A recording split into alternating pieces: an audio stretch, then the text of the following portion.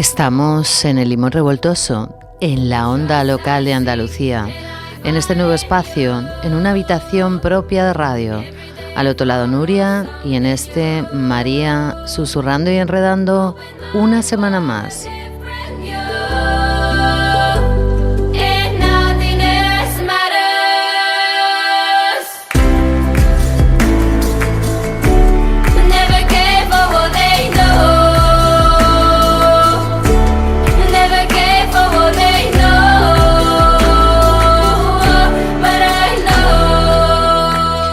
Hoy hablamos de Todos los días domingo, documental de memoria sobre el sector pesquero en la zona de Huelva.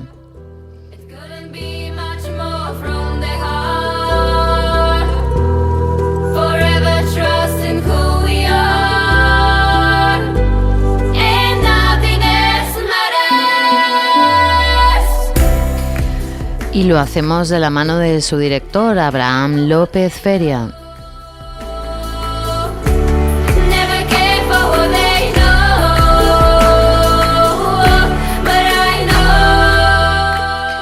Bueno, y comenzamos y lo hacemos como siempre con música. En este caso el documental Todos los días domingo tiene como banda sonora a una persona queridísima y reconocidísima como antropólogo, como músico virtuoso de la guitarra, Raúl Rodríguez.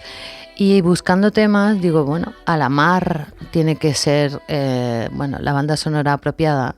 No hemos podido contar con la original del docu, pero ahora hablaremos con su director. Lo escuchamos un poquito.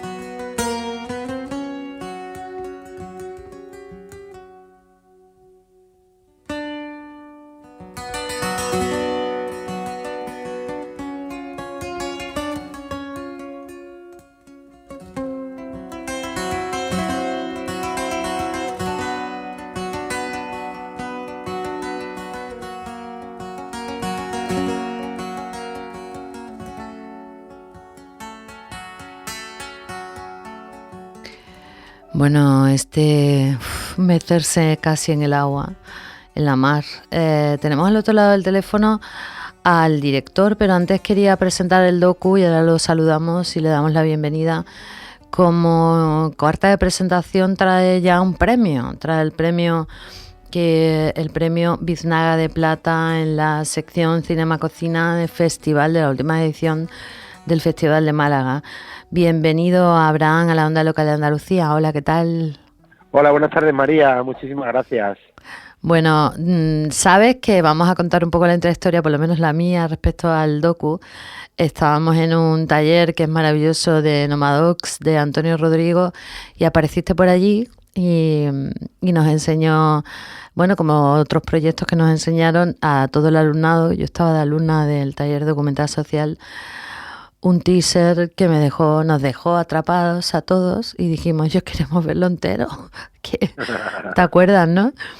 Sí, recuerdo perfectamente haber participado en esa actividad de Nomadox y cuando estaba todavía el proyecto en fase de postproducción. Sí, estaba en postproducción. Y no estaba acabado, ¿no? Uh-huh. Pues te lo digo en serio, luego cuando te fuiste todo el mundo, pero yo queremos ver un poco más, que no podíamos. Nos pareció las imágenes de drones, esa mirada comparativa entre los archivos, ahora entramos en eso, los archivos y toda la investigación que has hecho y bueno, el colorido de la almadraba me parecía precioso. Este es un proyecto personal. Primero, enhorabuena por el premio, ¿no?, que os habéis traído de Málaga. Muchísimas gracias. Supongo que será un respaldo y una alegría, ¿no?, de que el público además lo reconozca. Ha sido una alegría y el hecho en sí de haber estrenado en un marco como el Festival de Málaga ya era un premio Mm, y el reconocimiento que ha habido por parte del público con este galardón, pues ojalá ayude también a la película, a la vida de la película a nivel de festivales nacionales e internacionales y estamos muy contentos. Lo hemos acogido con mucha ilusión y con muchas ganas. claro, yo me dio mucha alegría y bueno, y además que conozco, luego lo comentamos aparte del equipo. 7 años, comentas en el docu, pero ¿han sido 7 o han sido más? Porque, mira, he hecho muchas entrevistas sobre documentales, en este programa son muy de cine y de audiovisual, y hay gente que está 7, 8, por ejemplo, Manu Trillo con La Marisma, ¿no? Que hace un proyecto también muy personal y muy Sí, auténtico, ¿no? ¿Cuántos? conozco el proyecto Precioso. ¿No? y precioso, un documento etnográfico y antropológico también fantástico, ¿no? Sobre las marismas de Doña Ana. En nuestro caso hemos estado 8 años 8. filmando de forma intermitente y hemos estado casi 2 con la postproducción, lo que es lo que ha sido el montaje, todo lo que ha sido la corrección de color, dirección de arte y demás. Sí, Y sé que la entre una cosa y postproducción... otra, Dime, dime. no, y entre una cosa y otra, pues hemos estado casi 10 años para sacar adelante el proyecto. Tremendo, 10 años. Se Yo dice siempre rápido. hago mucho hincapié en el número de años para que la gente entienda que estos procesos son muy personales, muy vocacionales y que se tienen que interrumpir lógicamente porque cada uno tiene su vida, me imagino, profesional y bueno, es un empeño artístico y hay que recoger apoyo, financiación, y que es un proceso largo, ¿no? Y que hay que valorarlo muchísimo por eso también.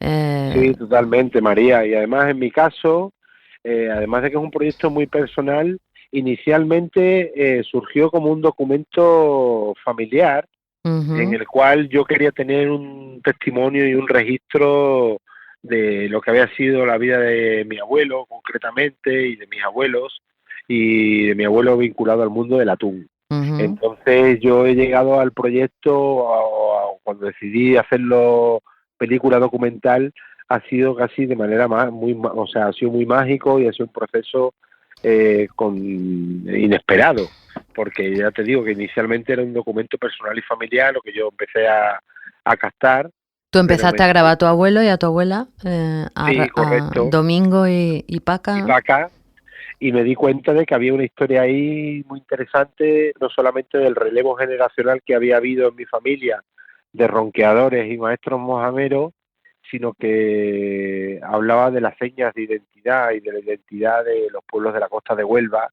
con respecto al mundo del atún, que todo eso se ha ido perdiendo y desdibujando. Y cuéntanos, ahora entramos en ese proceso, ¿qué es un ronqueador? Para que la gente lo vamos a situarnos.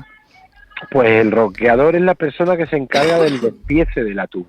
Del, del despiece. Despiece. El atún, sea de las dimensiones que sea, desde 70 kilos a 400 kilos o más,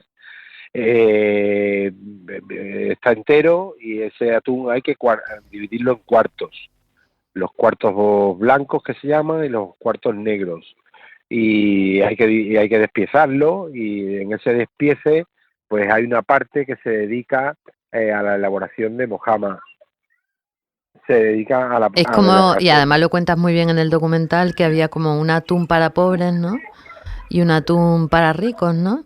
Sí, el Eh, atún salado era el atún que comía, por decirlo de alguna manera, la gente que no tenía mucho poder económico y luego había un atún para ricos que era el que se elaboraba a partir de la mojama. El de la mojama, claro. De ahí viene un poco toda tu familia, además, gran parte de tu familia se ha dedicado a Mamá, ¿le dices eso. que más se queda ahí? Mamá, más se queda ahí. Tenemos ruido de fondo, pero bueno, seguimos con la conversación. Sí, perdonad, No te perdonad. preocupes, no te preocupes, que habrás buscado un sitio ahí para que no haya ruido y esas cosas son inevitables. Tu familia, cuéntanos cuántos miembros se han dedicado Pues, a ronquear. pues en mi familia ha habido un relevo generacional en más de 4 o 5 generaciones y en mi generación pues se va a perder o es muy probable que se pierda. Tengo un primo que continúa a día de hoy elaborando mojamas y vendiendo mojamas, pero en mi generación se va a perder. Mi generación se va a perder. Entonces era de alguna manera un ejercicio de recuperación de memoria y de búsqueda de identidad a través de mis ancestros. Claro. Y otra cosa que para un poco entender la memoria, porque no solamente tu abuelo es el hilo conductor y tu abuela, tu abuelo como el maestro, ¿no? Que ahora mismo con su testimonio va a contarnos cómo era aquello y lo va a contrastar, porque haces un contraste con la investigación que haces con la Filmoteca de Andalucía, cómo eran esos procesos, ¿no? Y cómo se ve él mirando las fotos y comentando cómo era el proceso, que era muy duro. Hay un montón de imágenes de cómo se despiezaba el atún y tengo que decirte que a mí me han impresionado porque son imágenes a veces difíciles, ¿eh? Primero por la dureza física que supone despiezar, como has explicado muy bien, el atún. La enorme dimensión del animal, que llegas a tener casi, por lo menos te lo digo, te lo confieso, casi sentimientos por el atún, ¿no? Es como la técnica, es durísimo el trabajo ese. Sí, el trabajo vinculado bueno, en realidad la profesión de la pesca vinculada al mar es un trabajo en sí muy duro. Y en el caso del atún, dado a las dimensiones que tienen los pescados, claro, pues requiere de una fortaleza física y de una condición de muy buena forma, ¿no? Claro, y tendrás lesiones, vamos, yo ya me estaba imaginando esos hombros y esas espaldas y es tremendo, ¿eh? Sí, yo recuerdo cuando mi abuelo llegaba a casa y yo era un niño, que nos pedía a los nietos y a la gente de la familia que le frotáramos alcohol de Claro. romero en los músculos, porque claro, tú imagínate el esfuerzo que requiere ronquear 15 o 20 pescados al día de unas dimensiones de 200, 300, 400 kilos. Es una locura. Es una locura, una locura. Físicamente es muy, muy sacrificado, ¿no? Hay una labor ahí muy en el documental pedagógica, pero también lo que estábamos hablando, archivística, de investigación. Te vas a la filmoteca, recuperas imágenes y también nos cuentas la evolución, porque estamos hablando de Huelva, ¿no? Todo se sitúa en dónde, en qué lugar que tiene que ver con tus ancestros. Pues aunque la historia se desarrolla en su mayoría entre la localidad de Ayamonte e Isla Cristina, sí. Hemos viajado a determinadas ciudades y localizaciones que la historia nos ha requerido, ¿no? Hemos estado rodando en Santipetri, en Chiclana, hemos estado rodando en Tavira, Conil, ¿no? En Tavira, en Portugal, hemos rodado una parte también en Nueva York. Sí, eso lo comentaremos luego, que es súper bonito. Pero a nivel del relato, digamos, de memoria, hay una zona que es donde es tu familia, ¿no? Tu abuelo de Ayamonte. Sí, de Ayamonte. ¿Y cómo se decide en un momento dado que la zona de Huelva ya no era de interés para, bueno, todo lo que era el sector pesquero? ¿Y cómo se va todo lo que tenga que ver con el atún a Cádiz? ¿Qué pasa ahí? Pues hay un momento en el que existe una entidad que es el Consorcio Nacional de Almadraberos. Exacto, el consorcio. Y hay un momento que por cuestiones económicas y políticas deciden ir cerrando las almadrabas de la costa de Huelva y centralizar todo lo que es la captura del atún, en este caso a través de las almadrabas, en la provincia de Cádiz.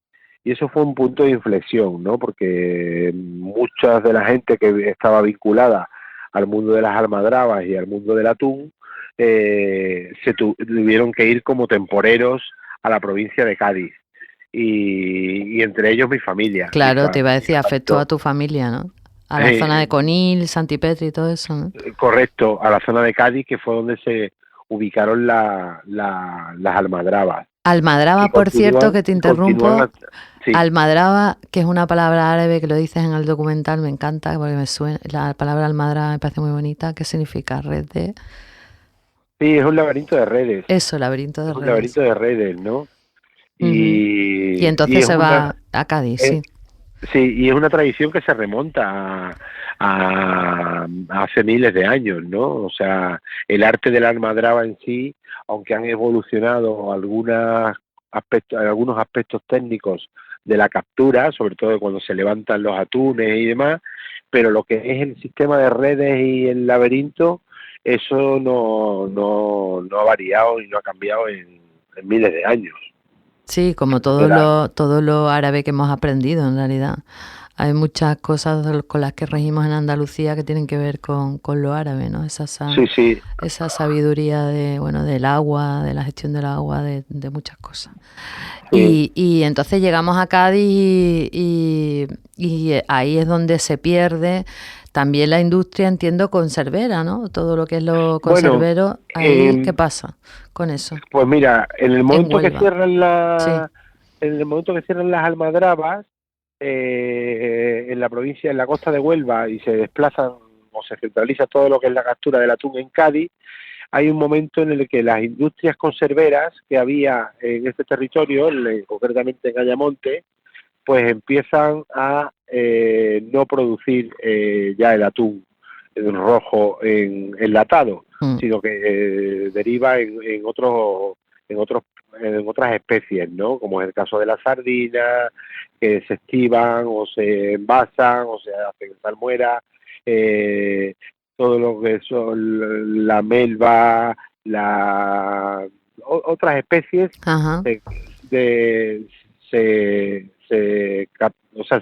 enlataban, pero hay un momento en el que la industria conservera empieza también a decaer y empiezan a desaparecer gran parte del tejido industrial conservero y salazonero que había en Ayamonte.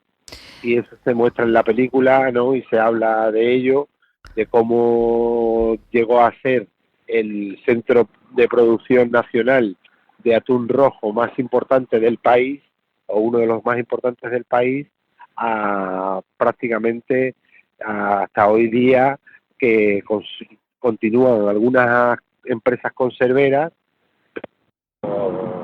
pero nada que ver con la época dorada y con todo el esplendor que tuvo, con miles de mujeres trabajando. Ese papel es muy importante también en la historia y le dedicamos un capítulo de las mujeres. Y de hecho el tema de las mujeres lo comentas, que es una perspectiva ahí importante de las condiciones de trabajo mucho peores de las mujeres, muy duras, de hecho estigmatizadas, ¿no? Por el olor y por la falta de higiene en las fábricas, ¿no? Es un tema que me ha gustado, no me ha gustado nada, lógicamente, verlo y que eso se viviera y que, lógicamente, tú reivindicas en el documental que ahora se vive mejor, pero se ha perdido algo, ¿no? Y la mujer ahí tuvo un papel muy duro.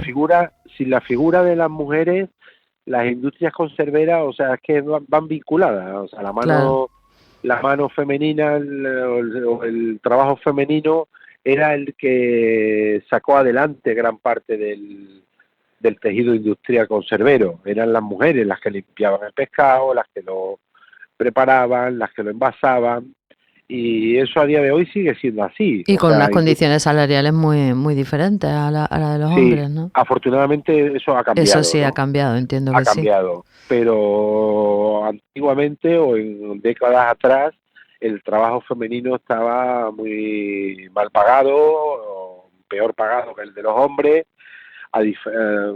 y bueno, las condiciones laborales eran muy precarias. Sí, como en Itasa también ocurría con las mujeres en su momento en el tema textil y como tantos otros oficios. Que te iba a comentar, aquí Sorolla, ¿qué tiene que ver? Que por cierto, ahora te comento, dime, Sorolla aquí, ¿qué tiene que ver con este documental? Pues mira, que es maravilloso, que empieza en Nueva York. Correcto, la historia arranca en Nueva York porque hay una colección que se llama Visión de España, que está representada la España del siglo XX a través de 14 obras, y la última que pintó de esa colección de Visión de España, que se encuentra en la colección en Nueva York, se llama Ayamonte, la pesca del atún. Y es la última obra que él pintó de esta colección, y la pintó precisamente en mi localidad, o sea, en el monte. Entonces, hay una serie de secuencias que transcurren en la plaza del pueblo donde hay un mosaico con cuadros, y yo no había tenido la suerte de haber contemplado el original, y arranca la historia con el viaje a Nueva York para ver el En la cuadro. en la casa hispano, creo, ¿cómo se llama? La Sí, casa. en la Spanish Society of Exacto, America. Spanish Society.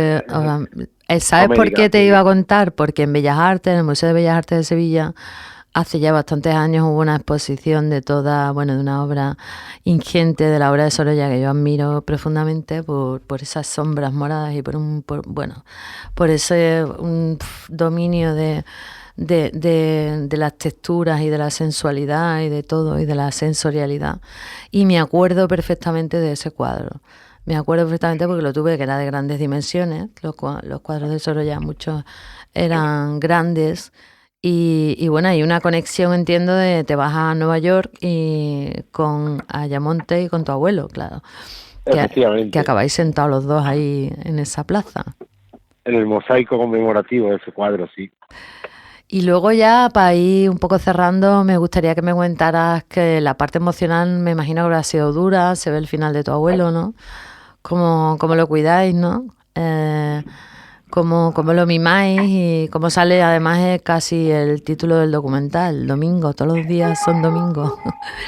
No, es muy...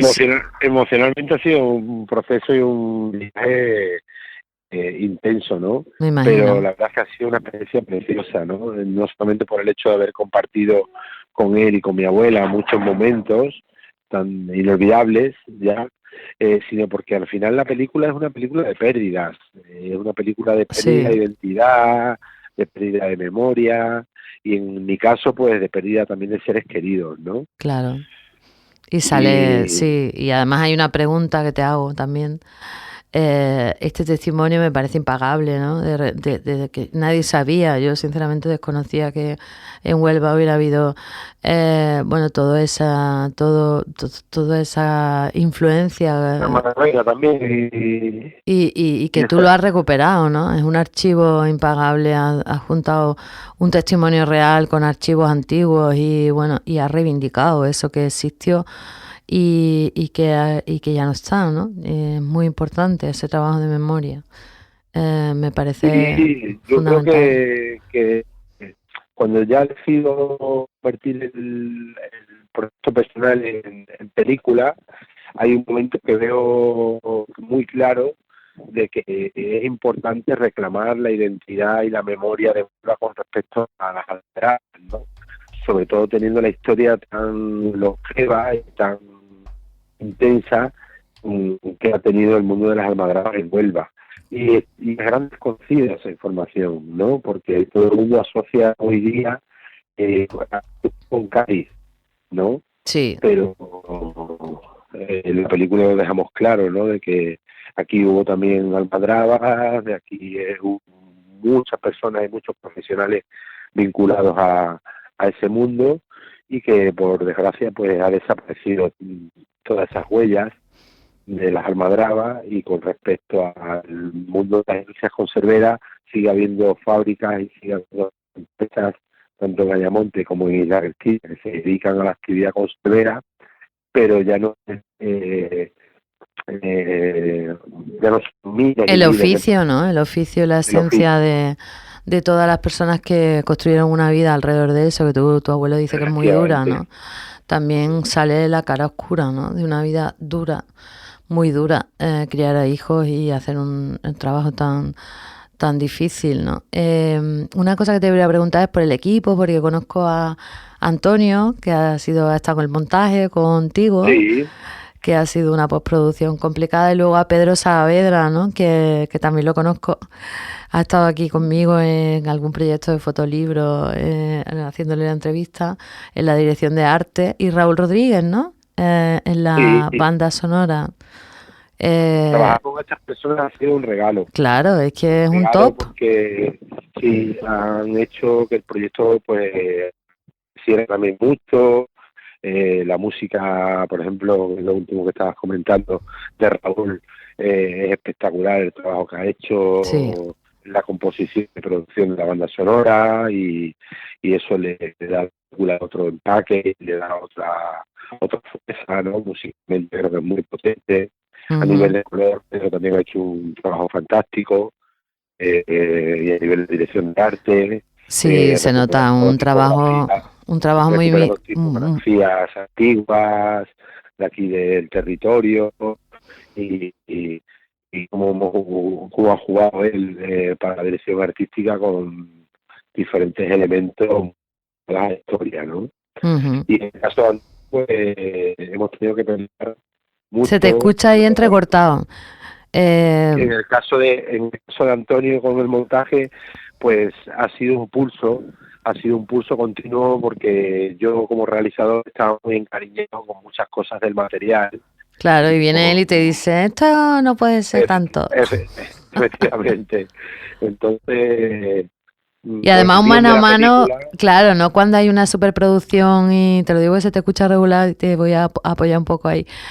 Un mano a mano de compadres, ¿no? De gente que en un diálogo horizontal, porque hay otras películas, lo sé por amigos y profesionales, donde el montaje, luego viene el director y dice, mira, esto, y el del montaje te hace allí lo que quiere y lo que un poco que depende, ¿no? Que en este caso ha sido un diálogo ahí bonito, sí, totalmente, ¿no? Bonito, totalmente. Supongo. Y ya para terminar, que nos queda un minutito, cuéntame, bueno, está financiado, entiendo, por Canal Sur, y siendo un trabajo y por más apoyos. Entidades.